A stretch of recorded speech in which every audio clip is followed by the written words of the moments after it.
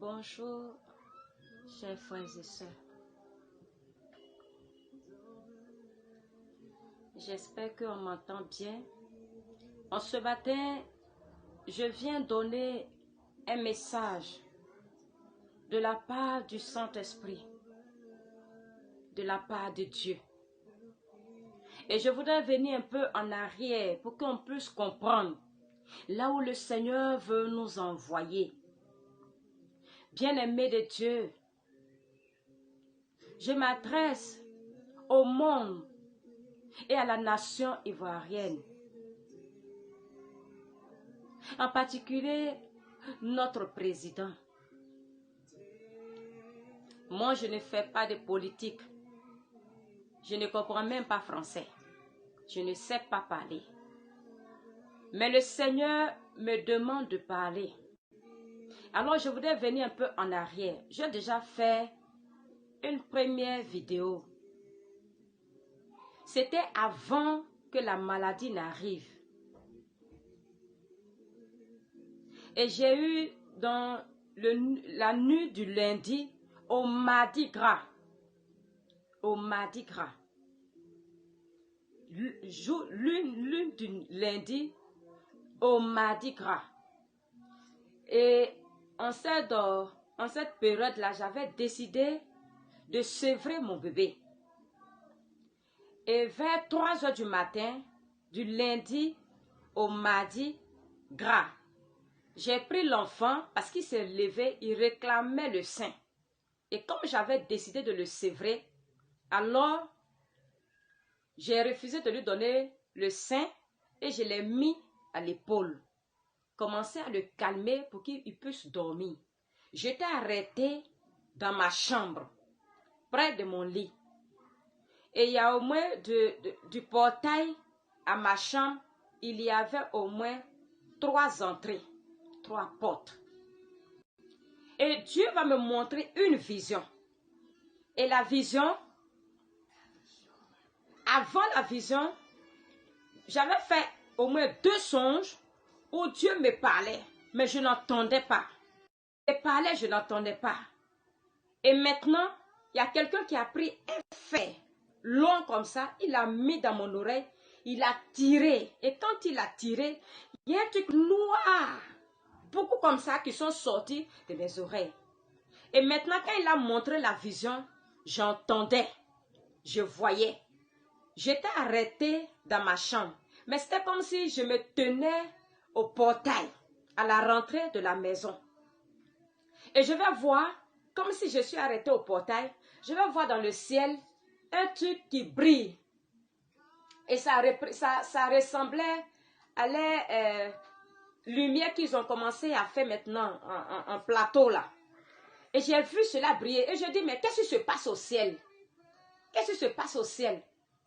Et du coup, il faisait très très chaud. Il faisait chaud. Il était 3 heures du matin. Il faisait chaud. Et j'ai dit, mais attends, ce truc-là, on dirait que ça veut tomber.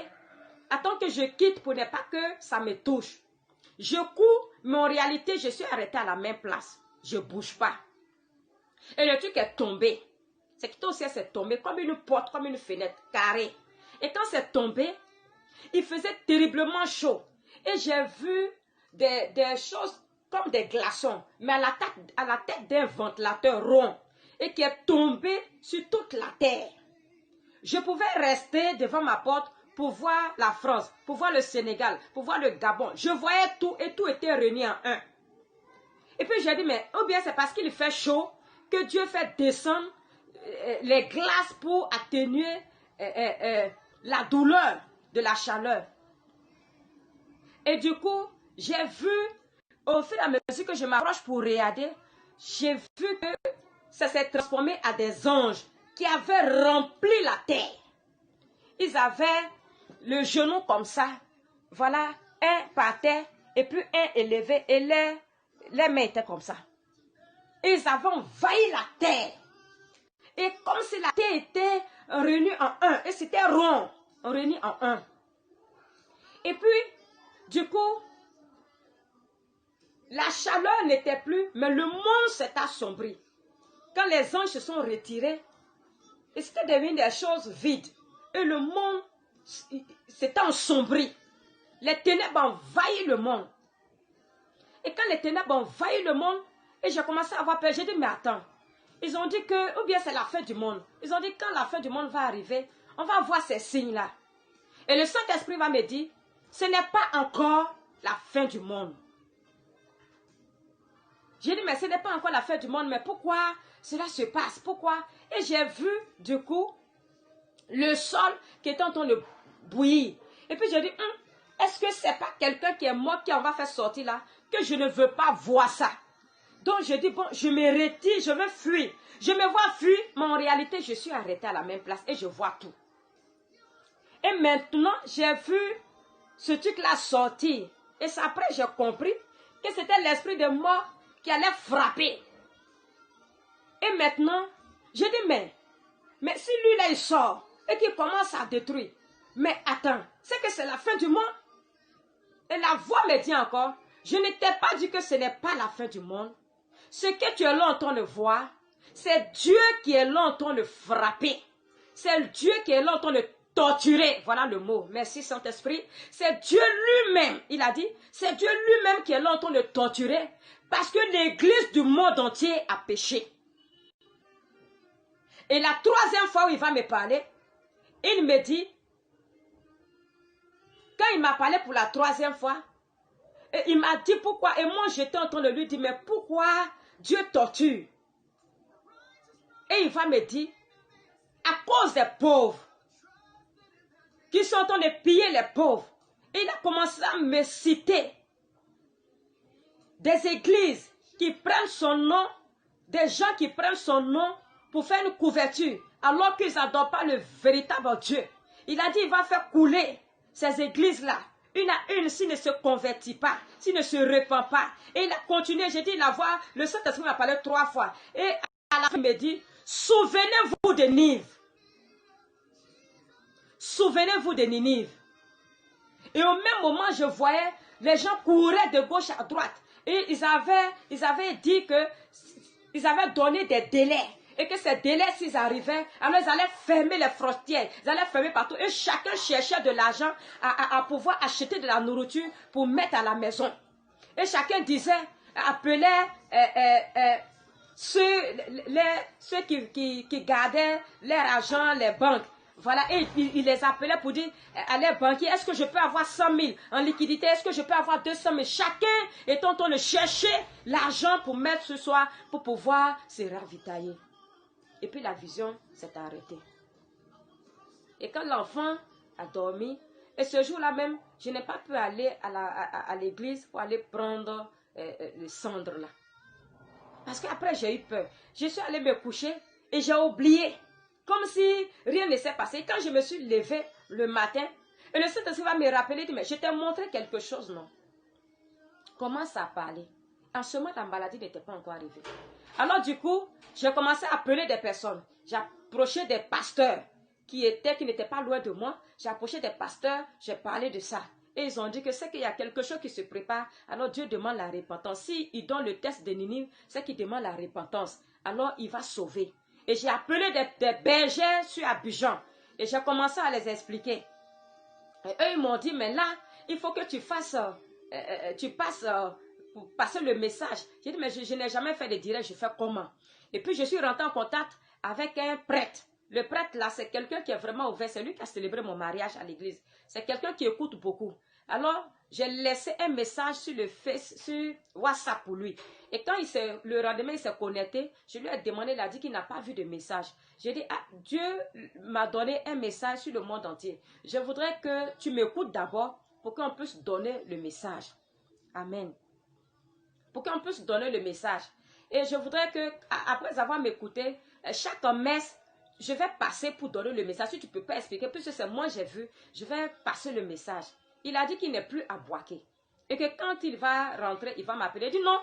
Il dit ou bien de l'expliquer. Je dis non, je ne peux pas lui dire ça sur le Face, sur WhatsApp. Ce n'est pas un message de WhatsApp. Il faut qu'on s'asseye pour parler. J'ai dit, dis-moi là où tu es. Je vais te trouver là-bas parce que c'est important. Je vais te trouver là-bas pour que tu passes le message. Il m'a donné une date que quand lui il va venir sur Boaké, on va se voir. Ça m'a paru quand même un peu bizarre parce que c'est un prêtre, quand tu dis, Dieu dit quelque chose, il prend au sérieux. Mais j'ai l'impression qu'il n'a pas considéré. Il n'a pas considéré. Alors je suis allée voir un autre et lui m'a dit que c'est moi, que Dieu ne peut pas combattre son église parce que l'église c'est Dieu lui-même. Donc je suis allée vers les pasteurs et les pasteurs ont compris. Et ils m'ont dit, c'est un message fort que Dieu va te donner sur l'humanité. Donc il faut que tu libères le message. Mais nous, on va te soutenir, on va commencer à faire les prières. Et puis bon, comme les prêtres, je me suis dit que eux au moins, ça peut aller loin. Donc quand c'était ainsi, moi aussi j'ai laissé tomber. J'ai laissé tomber. Et puis après, Dieu m'interpellait toujours de libérer le message. Alors, j'ai fait une vidéo. Je suis allée sur WhatsApp, j'ai laissé même le message. Amen. Et après, j'ai fait un déménagement. Je suis revenue dans mon ancien quartier, où Dieu a demandé que je revienne. Et quand je suis venue, un jour encore, le Seigneur me donne encore un message. Et cette fois-ci, c'est sur le président de la Côte d'Ivoire. Le Seigneur dit, de dire au président de décréter un temps de jeûne pour la nation. 3 jours de jeûne pour la nation. 3 jours de jeûne pour la nation. Et il dit, comment ça va se passer? Pendant ces 3 jours de jeûne, de prière et de repentance, il dit, ceux qui savent chanter, chantent. Ceux qui savent prier, prient. Ceux qui savent se répandre, se répandent. Et il m'a dit toujours, souvenez-vous de Ninive. Moi, je ne vais pas faire de commentaires, j'explique seulement. Souvenez-vous de Ninive. Et quand le Seigneur m'a donné le message encore de donner, je n'ai pas voulu donner. Et je vais revenir après pourquoi je donne maintenant. Il dit de dire au président de décréter 3 jours de jeûne pour la nation. Pour la nation. Il dit que ceux qui sont catholiques, ils vont dans les églises catholiques. Ceux qui sont évangéliques, ils vont dans les églises évangéliques. Ceux qui peuvent prier dans la rue, que tout le monde sorte pendant ces 3 jours. Prière, jeûne et prière, repentance et louange. Et le chant qui accompagnait, je vais donner tout à l'heure. Jésus s'est levé plus haut. Le roi des gloires s'est levé plus haut. Voilà le chant qui va accompagner ces 3 jours. C'est le chant que j'ai vu. J'ai entendu. Et c'est le chant qui va accompagner ces 3 jours. Et le Seigneur dit que la France, il épargne la France, c'est un malheur à cause de la Côte d'Ivoire. Parce que c'est la... Et je lui ai dit pourquoi. Parce qu'il dit que c'est la France qui a colonisé la Côte d'Ivoire. Alors, comme il a fait alliance avec la Côte d'Ivoire, alors, il fait de cette grâce pour la France. Amen. Il dit que la Côte d'Ivoire pense que la France est au-dessus. Mais le Seigneur dit, il dit ce qu'ils sont en train de dire, il dit il y a d'autres personnes qui vont comprendre. C'est comme ça qu'il m'a parlé. Il dit la France n'est pas au-dessus de la Côte d'Ivoire. Il dit c'est spirituel. Il dit, c'est comme il dit, il considère que la France a fait alliance avec la Côte d'Ivoire. Il dit de ne pas suivre la France.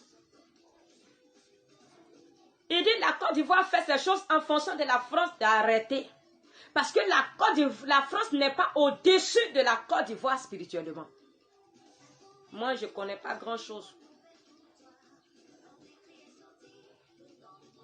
Il dit la maladie de Amadou Bon Coulibaly est un avertissement.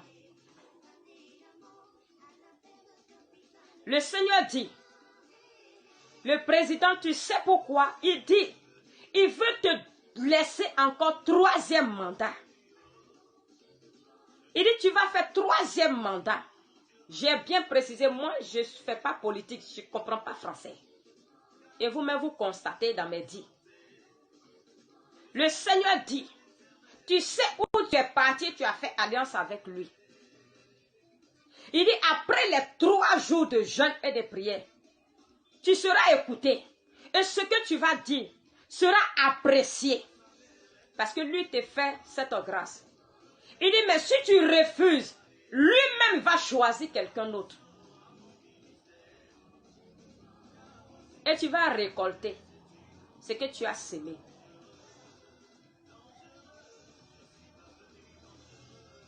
Voilà le message que le Saint-Esprit m'a demandé de libérer. Et ce qui concernait la nation, surtout le président, moi je ne voulais pas libérer. Je ne voulais pas libérer. Et pas plus tard que 2 semaines, et j'ai partagé cela avec ma marraine. Dans mon sommeil, et c'était une vision, j'étais couchée, je ne dormais pas. J'ai vu Clément Akobé. Nous étions arrêtés sur l'étage, en hauteur. On était arrêtés au même niveau. Et lui et moi, on ressentait les mêmes choses. Et ma marraine était couchée sur un lit. J'ai dit, on était en hauteur. On était arrêtés au même niveau. Et il a dit à ma marraine, prends la Bible, ouvre et donne le verset. Ézéchiel.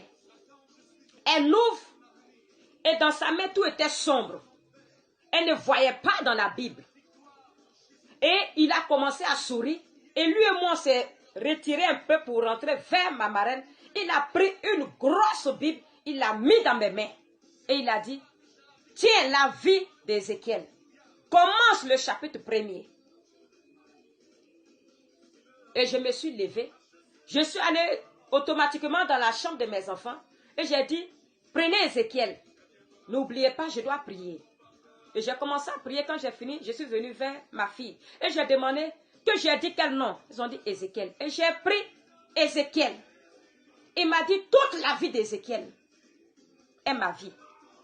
Alors, j'ai commencé à lire le livre d'Ézéchiel. J'étais vraiment bousculée par les paroles de l'Éternel à travers la vie d'Ézéchiel. Et je sais que pendant que je parle, le Seigneur va envoyer là où ça doit arriver. Mais vous qui êtes des hommes de Dieu, des évangélistes qui sont devant, prenez la vie d'Ézéchiel. Et même quand j'ai pris cela, j'ai eu peur par les paroles. Parce que Dieu a dit de parler. Que si je ne parle pas, ce qui va arriver va me demander des comptes. Mais si je dis, je serai épargné. C'est ce qui m'a donné le courage de parler. Même avec tout ça, j'ai refusé. Puis ma fille me disait, mais tu ne veux pas parler. Dieu t'envoie, tu ne veux pas parler. Et les innocents qui sont en train d'être tombés. Et j'ai répondu à ma fille, quand Jésus lui-même est venu, il était le sauveur, il est le sauveur. Quand Jésus est venu, les gens ont vu le toit de Jésus. Ils ont tué tous les enfants qui étaient là. Dieu n'a pas empêché ça. C'est ce que j'ai répondu à ma fille. Dieu était là, qu'ils étaient en train de tuer à cause de Jésus. Puis on cherchait Jésus pour le tuer. Donc d'autres sont tombés. Donc la maladie là, ça ne va pas tuer tout le monde. Amen. Et dans ça, j'ai ma fille consolatrice qui était en voyage et qui est arrivée. Et quand elle est venue, elle ne sait rien. Elle m'a fait un songe. Bon, elle m'a dit, c'est une vision. Elle était couchée. Elle se lève, elle a peur, me dit, ce que Dieu t'a dit de libérer, là, il faut libérer. Hein. J'ai dit, mais pourquoi? Elle dit, j'ai vu, alors qu'elle n'est au courant de rien, elle n'était pas là. Elle était à Bounjali. Elle me dit, voilà la vision que j'ai eue. Et je lui ai dit, faut dire, tu as fait un songe. Elle dit, bon, que songe ou vision, mais c'est que moi, j'ai dit, c'est une vision. J'étais couchée, mais je ne dormais pas. Que j'ai vu 3 lions. Qu'il y avait de l'eau qui avait rempli partout. Et j'étais à côté. C'est ce que ma fille a dit. Elle dit, elle était à côté, mais l'eau ne la touchait pas. Elle dit, mais ces 3 lions tombaient sur l'eau et l'eau l'éclaboussait et qui disait, libère la parole, libère la parole, libère la parole. Et elle a eu peur. Elle s'est levée, elle est venue vers moi. Elle était assise à la porte de ma chambre, elle m'attendait pour me dire cela. Elle dit, ce que Dieu t'a dit, il faut libérer. Parce que ce que j'ai vu, quand l'eau là va venir, ce que ça va toucher, c'est la mort. Parce que c'était fort. 3 lions représentent Dieu le Père, Dieu le Fils, Dieu Esprit Saint. Jésus est le lion de la tribu de Judas. Et c'est ce qui m'a donné la force pour venir faire la vidéo en ce matin. Bien-aimé de Dieu, que cette parole, que la vidéo arrive chez le président ou pas, nous devons faire la volonté de Dieu. Parce qu'il y a encore des âmes à sauver. Si le monde n'est pas libéré, nous ne pouvons pas parler de Dieu. Tu vas dire que le fest est là, mais le fest ne suffit pas. Parce que tout le monde n'a pas les moyens de se connecter. Les gens du village ne connaissent pas le fest. Il y a encore des personnes qui ne connaissent pas encore le portable. Même s'ils connaissent, ils n'ont pas l'argent pour payer le portable. Et ces personnes-là, Jésus est venu pour sauver tout le monde. Il est venu pour sauver l'humanité. C'est pourquoi je ne suis pas trop d'accord les personnes qui disent que c'est Satan qui a envoyé la maladie. Satan est parti vers Dieu. Il a dit c'est parce que tu as béni ton enfant et qu'il continue de te louer. Dieu a dit quoi? Va détruire tout, mais ne touche pas à sa vie. La Bible aussi nous dit, Dieu a endurci le cœur de Pharaon pour voir la puissance de Dieu. Si le monde s'est détourné de Dieu, Dieu, il a sa manière de rattraper ses enfants. Si le monde s'est détourné, si l'église s'est détournée, Dieu est obligé de rattraper ses enfants d'une manière ou d'une autre. J'ai déjà dit que quelqu'un qui a sa voiture, qui a acheté sa voiture, quand il roule, et quand celui qui n'a pas acheté, quand il roule, ce n'est pas la même manière. Quand il voit les creux, il essaie d'éviter. Mais quand ce n'est pas pour lui, il rentre, il s'en fout. Parce qu'il ne sait pas comment l'autre a souffert pour l'avoir. C'est Dieu qui nous a créés.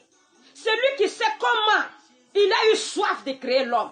Si l'homme est là en train de s'égarer, Dieu va rattraper ses enfants. Bien-aimé de Dieu. Le Saint-Esprit s'adresse au monde et à la nation ivoirienne. Dieu veut nous sauver. Il veut restaurer. Mais si nous rentrons dans sa volonté, il va agir. Il va restaurer. Il va délivrer, il va bénir. Mais si on ne rentre pas dans la volonté de Dieu, moi je ne sais pas ce qu'il va faire. Mais il a dit, souvenez-nous de Ninive. Que Dieu nous bénisse, qu'il nous donne son esprit, de pouvoir comprendre le mouvement de l'esprit et là où il veut nous emmener. Soyons bénis, que la grâce de Dieu soit sur nous. Amen, amen.